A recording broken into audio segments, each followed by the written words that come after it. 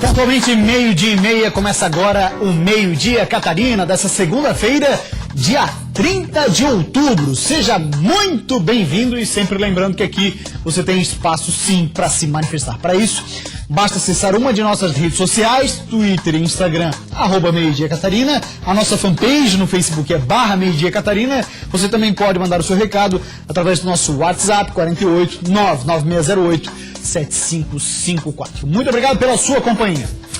Muito bem, olha só, amor. A Secretaria de Educação de Florianópolis divulgou uma nota esclarecendo uma situação que pegou muita gente surpresa, que a partir de agora, algumas creches que ficam localizadas em bairros com maior risco social, assim está sendo falado pelo próprio secretário da pasta, secretário de Educação de Florianópolis, o Maurício Fernandes Pereira, vão fechar 30 minutos mais cedo. E esses 30 minutos mais cedo que vão fechar as creches se dão por conta da escalada da violência aqui na capital catarinense. É claro que é um assunto que assusta principalmente as pessoas que são envolvidas com a educação, mais ainda para quem precisa dela, né? Pais que deixam os filhos nas creches, né, com a necessidade de trabalhar e, claro, consequentemente acabam sendo prejudicados. Desse dado que é extremamente alarmante, essa informação que nos assusta, é fazer você de casa refletir também sobre a valorização de um profissional que é marginalizado no Brasil, o policial militar, especificamente policial militar, que nos resguarda da segurança. Por exemplo, brincadeira de criança ali, a mãe não gostou, vai lá e fala pro filho assim: ó, se tu não te comportar, o policial vai vir te pegar. Então essa raiz, esse negócio de marginalizar o policial militar, não quero culpar aqui essa mãe, evidente que não, mas eu estou citando alguns exemplos como isso no nosso cotidiano vai modificando, né? E a gente está num período em que se discute muita coisa, moralidade disso, moralidade daquilo, o que é arte, o que não é arte, enfim, uma série de coisas talvez até tão insignificantes. Agora, numa situação como essa aqui, o cidadão, no caso, né, das creches fecharem mais cedo por causa da violência, numa situação dessa aqui, o cidadão recorre ao único profissional, ao profissional de segurança pública, que é aquele que está ali na linha de frente, o policial militar, para dar a vida pela gente, né? É a última barreira entre você e o marginal, é a polícia militar. É o cidadão que está ali. Então vale a nossa reflexão se de fato o policial militar merece ser tão marginalizado assim. Por exemplo, quando o bicho pega em qualquer situação, quem é que chama, amor? Polícia militar. Palcona, polícia militar. Ou seja, extremamente estressante, mal remunerados e mais, né? Aí o bombeiro, pelo amor de Deus, né? Não estou aqui questionando o trabalho do bombeiro, que é sensacional, né? Tanto que a gente sempre, quando tem aqui a presença e tal, a gente faz questão de agradecer. Eu faço ao menos questão de agradecer aos bombeiros e também ao policial militar pelo serviço que eles prestam. Pelo menos eu acho dessa forma.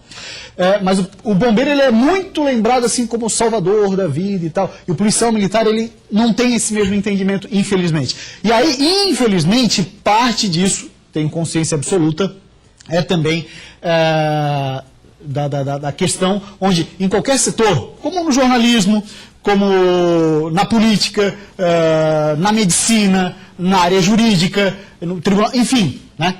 Em vários setores há a chamada banda podre. Na polícia militar tem. E ela acaba tendo como geral todo mundo, né? E aí acaba botando todo mundo no mesmo balaio. E o que não é bom. Numa situação como essa aqui, com creches fechando mais cedo, é pra gente refletir e muito. E olha só, um motorista de uma caminhonete morreu neste fim de semana em Videira, no meio oeste. Ele bateu numa carreta que estava estacionada. Ele dirigia pela SC 135 em direção ao centro da cidade, quando acabou colidindo com esta carreta carregada de material reciclável, que estava parada na margem da rodovia. Bombeiros e policiais militares foram ao local em seguida, mas nada puderam fazer. Alcemir, de 48 anos, não resistiu ao impacto do acidente e morreu na hora. As causas do acidente ainda estão sendo apuradas. E o incêndio atingiu o antigo Hospital de Caridade de São Francisco do Sul, no norte do estado, durante a madrugada de hoje. De acordo com os bombeiros, as chamas destruíram quase metade do prédio histórico, que estava vazio no momento das chamas. Os bombeiros voluntários foram acionados no início da madrugada para controlar o fogo que durou cerca de 3 horas. As partes mais atingidas foram o telhado e a sala de arquivo. A Polícia Civil esteve no local para fazer uma perícia que pretende apontar quais as causas do incêndio. Agora, 12h35, e está em vigor desde setembro a Lei Kiss, criada após a tragédia em Santa Maria. Você lembra, né, da Boate Kiss em Santa Maria? Pois bem, e essa lei vem para reforçar a fiscalização e a segurança de quem frequenta grandes eventos onde há uma grande concentração de público. Saídas de emergência com portas largas, placas indicativas, luzes de LED no teto acompanhando o caminho para a saída são algumas das medidas de segurança exigidas e adotadas por esta casa noturna de Florianópolis. O local reúne com frequência muita gente e a preocupação com a segurança é frequente. A nossa casa, na realidade, ela já foi até dita como uma casa modelo em relação à prevenção, pela quantidade de portas de emergência, a não utilização de pirofagia no palco, nem como nas bebidas que os clientes pedem. Então a gente realmente se preocupa porque o que reflete para o cliente reflete muito para a gente também. A lei federal não causa efeito para o cidadão, a não ser pela oferta de mais segurança, mas reúne uma série de mudanças. A principal é que o Estado, através do Corpo de Bombeiros, passa a ser o único responsável pela fiscalização da segurança contra incêndios e pânico em edificações. Ela vem reforçar a missão do Corpo de Bombeiros Militar, né, em ser o órgão do Estado responsável pelas vistorias nas edificações em relação à segurança contra incêndio e pânico. Os bombeiros passam a ter outras atribuições importantes, como o poder de polícia, podendo, por exemplo, prender em flagrante os responsáveis pelo evento que estiver superlotado. Aqui no estado de Santa Catarina, desde 2013, nós já temos uma lei, a Lei 16.157, que regula o poder de polícia administrativo. Então, o Corpo de Bombeiros Militar, né, o fiscalizador, a observar alguma inconsistência numa obra ou em algo que já esteja funcionando e que não atenda às normas do Corpo de Bombeiro, o bombeiro poderá embargar uma obra, ele poderá interditar e ele poderá inclusive multar, né, o empreendimento que venha contra as normas, a legislação contra incêndio e pânico. A Lei 13.425 foi aprovada em março desse ano e sancionada pelo presidente em setembro. Ela estabelece as principais diretrizes sobre as normas de segurança, prevenção e combate a incêndio, especialmente em áreas com grande concentração de público. Tudo para que não aconteça nada parecido com a tragédia do dia 27 de janeiro de 2013, quando 242 pessoas morreram e outras 680 ficaram feridas após um incêndio na Boate Kiss, em Santa Maria, no Rio Grande do Sul. Aí nesse sentido, também há necessidade de uma fiscalização permanente, insistente, para daí sim não acontecer a tragédia, como nós vimos lá em Santa Maria, no Rio Grande do Sul, e consequentemente dar segurança ao cidadão que está ali querendo se divertir. E a cidade de Videira, no meio oeste, agora poderá abrir as portas do comércio mais cedo e também fechar mais tarde. Em Videira, no meio oeste catarinense, o prefeito da cidade, Dorival Carlos Borga, encaminhou à Câmara dos Vereadores um projeto de lei que foi aprovado e já sancionado por ele, alterando o horário do comércio. Pela proposta, as lojas poderão abrir das 7 horas da manhã até as 10 horas da noite, inclusive nos domingos e feriados. Nós estamos sancionando a lei que realmente mudou o horário do comércio, do funcionamento do comércio aqui do município de Videira. Abre às 8, fecha ao meio-dia e fecha às 18 horas. Realmente é um período muito curto para o município que precisa o seu desenvolvimento. E não há desenvolvimento sem a gente realmente oportunizar mais, principalmente o acesso ao comércio. Então nós encaminhamos esse projeto para a Câmara de Vereadores, felizmente esse projeto foi aprovado, e a partir de então, a partir de hoje, os nossos comerciantes, os nossos empreendedores já poderão explorar mais o horário de funcionamento dos seus estabelecimentos. De certa forma, né, abre o comércio que quer. Isso é uma questão liberal, fica a critério de cada um dos nossos empresários para abrir ou não, atendendo, né, ampliando o horário de funcionamento. Agora, com toda certeza, é uma medida muito necessária em todos os aspectos. Na geração de emprego, no aumento da economia do município de Videira, do acesso à população ao comércio. E Videira está se equiparando, né, se igualando aos grandes centros. E através disso é que a gente busca o desenvolvimento econômico e social do nosso município. A CIAV foi no sentido favorável à lei, até porque para a CIAV era uma condição de alinhamento em relação aos outros municípios da região, e também foi estudado pela CIAV que essa medida pode gerar incremento de renda para o empregado e também uma maior empregabilidade no setor do comércio. E o quadro de saúde do governador Raimundo Colombo, de acordo com sua equipe médica, é considerado estável, com boa evolução, depois do tratamento de sábado. Ele está no Hospital Bahia Sul, na capital, onde foi internado com diverticulite, que é uma inflamação no intestino grosso. O governador deve permanecer no hospital até amanhã. Daqui a pouco, os médicos do hospital vão dar uma nova coletiva à imprensa para atualizar as informações sobre o estado de saúde do chefe do executivo estadual. Muito bem, logo depois do intervalo tem gols, muitos gols. Vamos falar da participação dos catarinenses nas séries A e B do Brasileirão. Tem também detalhes de mais uma rodada da Copa Santa Catarina. Agora 12h41 e a gente volta já.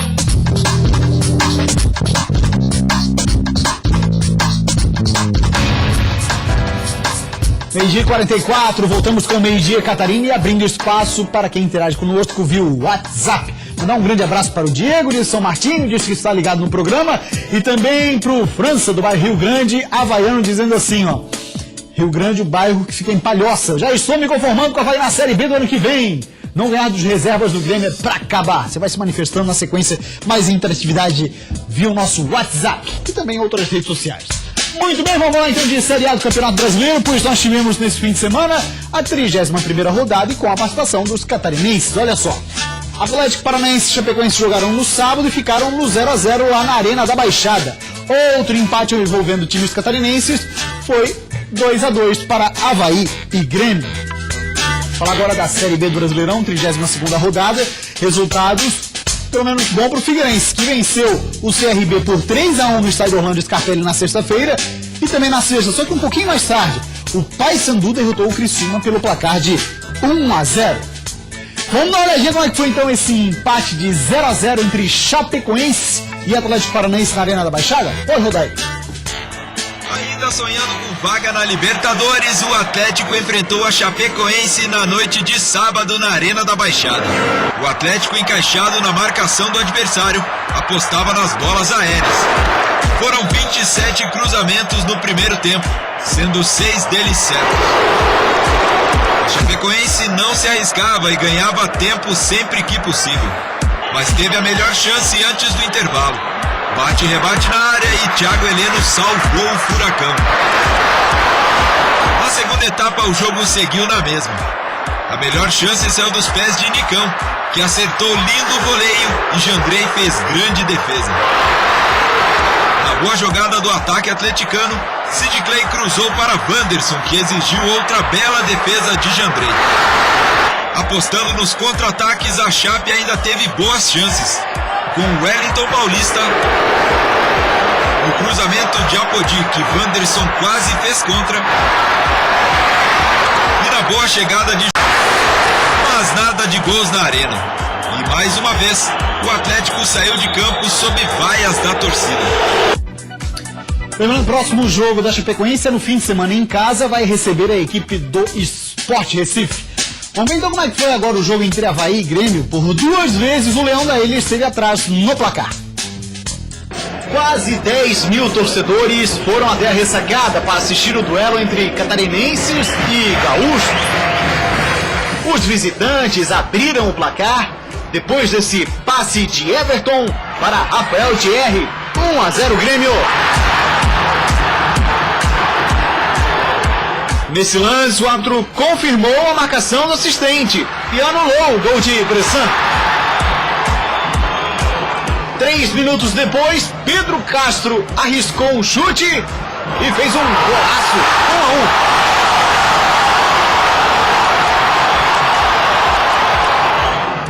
1. Mas o tricolor gaúcho foi literalmente para cima com Everton e cruzou para Caio desempatar. 2 a 1 para os visitantes. Ainda no primeiro tempo, o Leão da Ilha lamentou onde parou esse chute de João Paulo. Veio o segundo tempo e a pressão azurra permaneceu. Leandro Silva exigiu uma ótima defesa de Paulo Vitor. De tanto insistir, o Avaí conseguiu o gol de empate nesse desvio providencial de Leandro Silva. 2 a 2.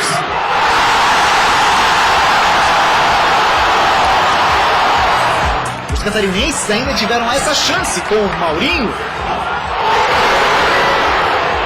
E aos 42 minutos do segundo tempo, Joel ainda tentou, mas Paulo Vitor outra vez salvou a pátria gremista. Fim de jogo, Avaí 2, Grêmio também 2. A gente não jogou contra qualquer time, jogamos com o time reserva do Grêmio, mas não é qualquer equipe. Aí jogamos e propusemos e tivemos chance de vencer. Agora, esses detalhezinhos de encaixe, eu acho que a gente melhorou no segundo tempo, né? O segredo é você enxergar o jogo e conseguir ajustar no intervalo, né? Você não pode sair bem e voltar mal. Você saiu tão bem, voltou, melhorou, senão que as substituições deram certo, que a gente propôs para a equipe funcionou. Vamos ver agora a classificação da Série A. A Chapecoense perdeu uma posição, o Avaí perdeu 2. A gente começa mostrando, hoje é o G7 do Brasileirão, né? Mas olha lá, os 4 primeiros colocados, Corinthians, o Palmeiras, pode colar ainda mais, joga hoje com o Cruzeiro, depois vem Santos e Grêmio. Na sequência, Botafogo, Cruzeiro, tem um jogo para fazer hoje, Flamengo, Vasco, Atlético Paranaense e Atlético Mineiro. Virando a página, o primeiro dos catarinenses, ou o melhor classificado, é a Chapecoense, que perdeu uma posição nessa rodada, quer ver? 11º é o São Paulo, a Chapecoense que estava na 11ª posição, hoje está na 12ª, depois o Bahia é o 13º, Fluminense, Sport e Coritiba. Lá no C4, Ponte Preta, o Avaí que era o 16º, hoje é o 18º, depois Vitória e Atlético Goianiense. Lembrando que com o jogo de hoje entre Palmeiras e Cruzeiro, nada muda para a classificação dos catarinenses na Série A do Brasileirão. Já já a gente vai falar de Série B, porque agora vamos abrir espaço para a Copa Santa Catarina. Resultados na tela aí, uma olhadinha, a 4ª rodada. Nós tivemos Brusque e Tubarão, ficaram no 2 a 2 e o Joinville goleou o Inter de Lages pelo placar de 4 a 1, jogos que aconteceram ontem. Já está invicto, e claro, estando invicto e uma sequência de vitórias, é o líder da Copa Santa Catarina até aqui, competição que dá vaga à Copa do Brasil de 2018, ou pelo menos mais uma vaga, né? O Joinville é o primeiro colocado, tem 8 pontos. Depois vem o Tubarão, Brusque e o Inter de Lages. Por enquanto, é a decepção. Lembrando que são apenas 6 jogos, ou seja, faltam apenas 2 rodadas aí pra gente saber definitiva como é que vai ficar a classificação. E o Paysandu recebeu o Criciúma lá na Curuzu e o jogo ficou melhor para o Papão, olha só. Ah não, a nação alvinegra que foi ao Scarpelli comemorou o primeiro gol do jogo após a marcação dessa penalidade. João Paulo cobrou e fez 1 a 0 Furacão do Estreito. No segundo tempo, o Figueira começou a 1000 por hora. Logo aos 3 minutos, Jorge Henrique aproveitou a sobra e balançou a rede. 2 a 0 Figueira. E depois do cruzamento de João Paulo, Nailor aproveitou a bobeira do CRB e fez mais um, 3 a 0. Adalberto ainda descontou, mas com isso, Figueirense 3, CRB 1. Claro, né? Logicamente é isso, você acabou de acompanhar a vitória do Figueirense em cima do CRB pelo placar de 3 a 1 no Scarpelli. Situação que deixa o Figueira bem mais confortável na tabela de classificação. Daqui a pouco a gente dá uma olhada, porque agora sim, Paysandu e Criciúma, roda lá. Na Curuzu, a bola rolou para Paysandu e Criciúma. Aos 24 minutos do primeiro tempo, Ayrton recebe, toca para Juninho cruzar para a área. Fábio Matos aparece e coloca a bola no fundo do gol. 1 a 0 Papão. Cobrança de escanteio para o Criciúma. Rafael Silva cabeceia, Marcos Milanese defende e Marcão chuta para longe, afastando o perigo. No ataque do Tigre, Silvinho toca para Caio Rangel, que coloca na área. Alex Maranhão recebe e chuta. Cobrança de falta para o Criciúma. O zagueiro Rafael Silva cabeceia. A bola passa assustando o goleiro bicolor. Final de jogo, Paysandu 1. Criciúma 0. Muitas derrotas seguidas, eu acho que ninguém gosta disso, mas agora acho que nosso grupo é bastante fechado, a gente tem que sentar, conversar entre nós dois, se cobrar, a verdade é essa, porque a gente não pode tomar alguns gols e precisamos acertar os passes finais, mas isso a gente vai acertar dentro da gente mesmo e nas próximas partidas a gente espera a vitória. Pois é, o Criciúma perdeu uma posição na tabela de classificação. Já o Figueira subiu 2. Olha só, o G4 do Brasileirão, da Série B, está assim. Segue na ponta o Internacional de Porto Alegre com 61 pontos. Depois vem o Ceará, América Mineiro e o Paraná. Na sequência, o Oeste, quinto colocado. Que saldo do Oeste nesse retorno, hein? Vila Nova, Londrina, Juventude, Goiás. O Criciúma, que perdeu uma posição, hoje é o 10º colocado da Série B do Brasileirão. A gente vira a página para ver quem é o 11º colocado. É o Paysandu, que venceu o Criciúma. Depois o Boa Esporte, Brasil de Pelotas e o Figueirense. Agora aparece na 14ª posição, porém a 3 pontos do Z4. O próximo jogo do Figueira é contra o Brasil de Pelotas. Na sequência tem o Guarani, CRB, Luverdense, Santa Cruz, Náutico e ABC. O Figueirense vai jogar com o Brasil de Pelotas no sábado, no estádio Rolando Scarpelli. E o Criciúma vai jogar fora de casa contra o Goiás. E o Cleiton Luciano Ribeiro diz assim, ó. Bem que o Avaí poderia ter vencido o time reserva do Grêmio, mas não desistimos com o Avaí, ou não desistimos do Avaí, e vamos até o fim junto com o Leão. Um grande abraço, Cleiton Luciano Ribeiro, obrigado pela sua audiência. Uma rápida parada e depois do intervalo a gente vai falar de um assunto que é bem polêmico aqui no Brasil. Afinal, a redução do custo das passagens ou a não liberação do despacho de bagagens realmente afetou no preço, que era para ficar mais barato. Daqui a pouco a resposta para você, agora 12h54, e a gente volta já.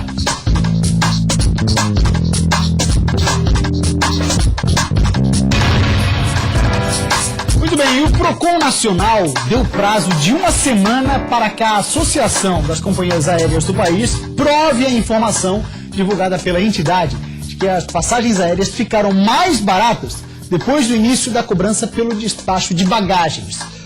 Outros levantamentos apontam altas de quase 40% nos preços dos bilhetes. Carolina está indo passar o fim de semana em Goiânia com os 3 filhos. Ela teve que pagar R$30 para despachar uma única bagagem. Agora a gente tem que pagar e aí você tem que ficar reduzindo o que vai levar, né? Com 3 crianças, né? A sorte é que eu vou passar só o final de semana. Apesar da promessa das companhias de que haveria redução no preço das passagens com o início da cobrança por bagagens despachadas a partir de junho, quem voa sempre diz que não foi isso que aconteceu. O preço continuou a mesma coisa. E agora estão cobrando para despachar bagagem, né? Segundo a Fundação Getúlio Vargas, o aumento nas tarifas de julho a setembro foi de 35,9%. E de acordo com o IBGE, a alta foi de quase 17%.